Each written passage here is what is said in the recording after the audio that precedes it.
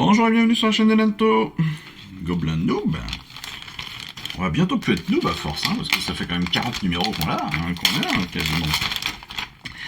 Allez, on débute forcément la découverte de notre numéro 37 avec une petite spécificité. C'est que on s'y attendait pas, moi je m'y attendais pas en tout cas, c'est qu'on a un nouveau pinceau. C'est un Dry S, donc un pinceau pour faire du brossage à sec. Brossage à sec en taille S. Donc c'est un petit, ça c'est plutôt bien, ça va nous permettre de faire des détails. Et en plus, vous avez vu, ça doit être un dry, il est hyper fin sur le côté, donc on va pouvoir aller chercher des tout petits éléments hyper précis. Ça c'est très bien, j'ai hâte de pouvoir m'en servir. Ensuite, sur les figurines, on est sur les gardiens d'Iltari. Les gardiens d'Iltari, ce sont donc des sylvanettes. Et on peut le voir de suite, hein, évidemment, parce qu'on a tout de suite on est sur la finesse de sculpture, là, c'est complètement folle. Hein. Regardez-moi ces cheveux là, c'est joli, c'est impressionnant. Même l'arc, il est tellement fin l'arc. Il va falloir très certainement faire attention sur la découpe. Hein. Parce que là on risque potentiellement de plier quelques pièces. Mais regardez-moi ce personnage là, le dos de ce personnage tout en branches, etc. Là on va s'amuser sur le brossage, là-dessus ça va être superbe. On va pouvoir mettre plusieurs couches de marrons différents, de couleurs, de teintes de marrons différents, ça va être magnifique. Les socles aussi sont hyper bien sculptés, ils sont hyper détaillés, on a des branches, des racines, on a vraiment de tout. On a des pierres comme ça qui sont sculptées aussi. Là, on est vraiment sur de très belles pièces. J'aime de plus en plus les sylvanettes. Je pensais pas que j'allais aimer ça. Mais là, c'est vraiment la sculpture hein, que j'aime. Je sais pas si en jeu c'est pareil, mais là, on est vraiment... Ouais, c'est au top, hein. C'est top. Allez, on va découvrir justement notre fascicule numéro 37 avec les gardiens d'Iltari, bien sûr. Oh, fer de lance. La quatrième partie de l'histoire fer de lance, ça tombe bien, on est sur la lecture, bien sûr. Et puis derrière, on découvre les... Même pas, je croyais qu'on avait autre chose. Eh ben oui, on a un triptyque. Un triptyque sur les armées de la mort. Sur la férule de Nagash, le grand nécromancien, les armes de mort se lèvent pour faire la guerre à tout ce qui vit.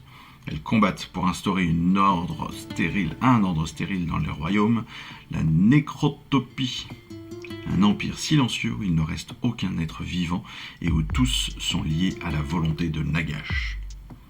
Avec les Antonuits, les Night Hounds, pour ceux qui ont suivi un petit peu, c'était la seconde armée dans la V2, dans la V3 pardon, non dans la V2. Dans la V2, ouais. Ouais, c'est ça, dans la V2, je crois. V2 ou V3, peu importe.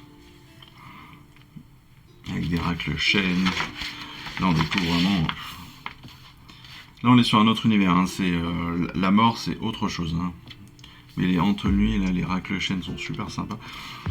Si vous aimez les peintures un peu douces, un peu vraiment contrastées aussi, noires et puis un petit peu fantomatiques, là, les Night Hounds, c'est fait pour vous. Les cadavres pourrissants sont réanimés en tant que zombies.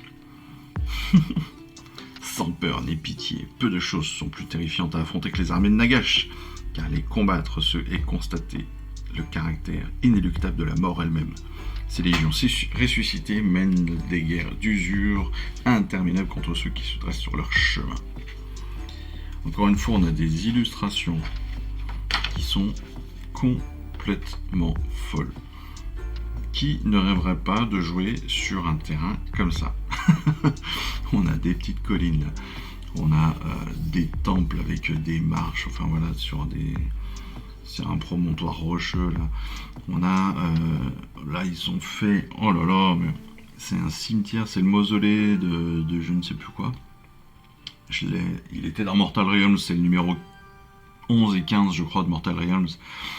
C'est un truc que je voulais absolument, je me suis battu pour l'avoir sur le bon coin, je le trouve magnifique.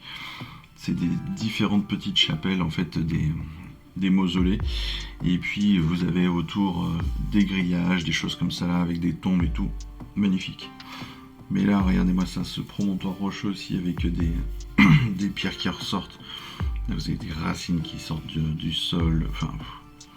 Et je parle même pas de la peinture des figurines, bien évidemment, hein, parce que là, la team Heavy Metal, c'est le top du top.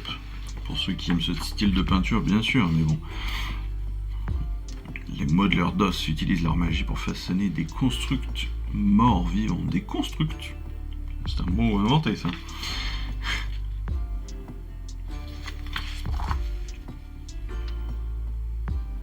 Très très bien, très sympa encore ce triptyque. Gardien de l'Iltari, on va pouvoir évidemment, comme d'habitude, leur donner vie avec pourquoi est-ce qu'ils se battent. Quelles sont leurs tactiques favorites. Ils ont des noms, ils sont nommés, donc ça doit vraiment être une bande Underworld à mon avis. Parce qu'ils s'appellent Iltari, Gafangan, Skatael et Anslen, c'est un L ça, hein, ouais, Anslen. Skatael, Iltari et Gafangan. Waouh. Tiens d'ailleurs, petite question, peut-être que vous allez pouvoir me répondre dans les commentaires. Comment est-ce que vous faites avec les personnages qui sont nommés? Est-ce que vous mettez leur nom directement sur les socles? Ou est-ce que, peu importe, vous en foutez un petit peu? C'est une question que je me pose. Et en fait, pour tout vous dire, je suis en train de rechercher un petit stylo blanc. Un stylo blanc qui me permettrait de pouvoir écrire directement sur les socles. Un peu comme j'utilise des feutres comme cela, des feutres très fins, qui me permettent de faire des yeux. Parce que je suis très très nul sur les yeux, donc là je fais juste un point comme ça de feutre. Et je trouve que ça suffit presque, en tout cas à mon niveau. Et je me demandais, est-ce que ce serait pas une bonne idée d'écrire leur nom sur les socles? Voilà. Même si je fais les socles, je contourne les socles en noir. Voilà. J'aimerais savoir quelle est votre technique à vous. Est-ce que vous rajoutez un sursocle sur lequel vous mettez leur nom? Est-ce que vous mettez pas du tout leur nom? Est-ce que vous les écrivez dessous? Voilà, c'est ma question. C'est la question de la semaine. Ensuite, sur l'assemblage, bah écoutez, là on va être sur un assemblage qui va être un peu plus sympa parce qu'il y a plus de pièces que d'habitude. Mais voilà, là je sais pas si certains seront certainement sur le sous-assemblage parce que là on a quand même des pièces qui viennent s'entremêler. Mais c'est... Ah non mais ils sont vraiment très très beaux. Ils sont vraiment très très beaux. Puis encore une fois, ils sont d'une douceur, je trouve, avec ces branches qui partent dans tous les sens. Là, on a des lianes, des branches, c'est vraiment très classe. Hein. On a un oiseau, un fiel follet, des bestioles. La peinture va être hyper intéressante à faire. Hein. Va être hyper intéressante parce que là, il va falloir y passer du temps pour que ça donne quelque chose vraiment de très très beau, je pense. En termes de règles, eh bien, on va découvrir les aptitudes d'allégeance. Donc ça, encore une fois, c'est ce que je disais, c'est quelque chose qu'on a assez peu vu jusqu'à maintenant, donc c'est voire pas du tout, donc c'est plutôt intéressant. Et il va falloir s'y mettre comme il faut.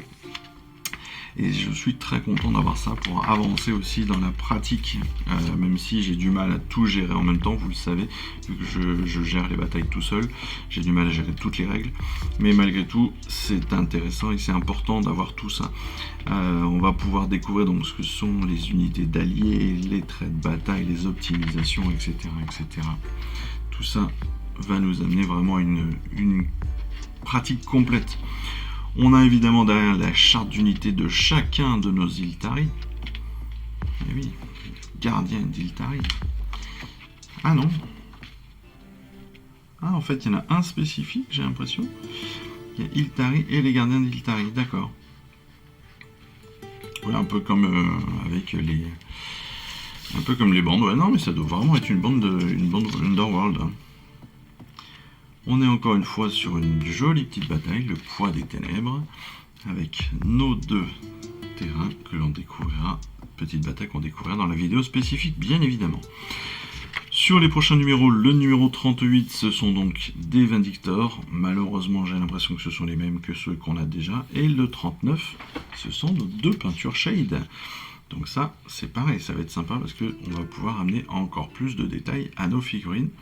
Et avec de la Tonian Camo Shade, entre autres à nos Sylvanettes, bien évidemment. Et bien écoutez, très très bon petit numéro, ça, hein, le numéro 37. Hein. Et puis surtout, très très très belle figurine. J'ai hâte de les monter et de les peindre, hein, vraiment. Ça va être un joli petit défi, je pense. Ça va être un joli défi. Bon, en attendant, bah écoutez, moi je vous remercie de me suivre, je vous remercie de vous abonner aussi évidemment à ma chaîne, vous abonner à mon Facebook, à mon Instagram, et d'ailleurs sur Instagram nous sommes déjà 500, c'est énorme, enfin déjà, on est 500, vous êtes 500 abonnés, c'est énorme, je vous remercie encore. Même si je fais pas ça pour ça, je trouve ça super que vous fassiez cet effort-là, et je vous remercie, je ne vous remercierai jamais assez. Mais bon, voilà. En attendant tous ces remerciements qui continueront dans chaque numéro de mes vidéos, bien évidemment, mais écoutez, je vous souhaite à tous une excellente fin de semaine. Hein, amusez-vous, et puis préparez bien tout ça, et puis à très vite pour nos prochaines vidéos. Allez, je vous embrasse. Ciao, bye bye. Je vous remercie d'avoir suivi cette vidéo. Si ça vous a plu, eh bien abonnez-vous, lâchez un petit like et un commentaire, et suivez-moi sur Instagram. Instagram où je poste régulièrement des photos de mes dernières réalisations et dernières peintures. Et puis comme il est maintenant de tradition sur la chaîne, je vous souhaite une excellente fin de journée et surtout, lisez bien, collectionnez bien, assemblez bien, peignez bien et jouez bien. Allez, je vous embrasse et puis je vous dis à très vite. Allez, ciao, bye bye.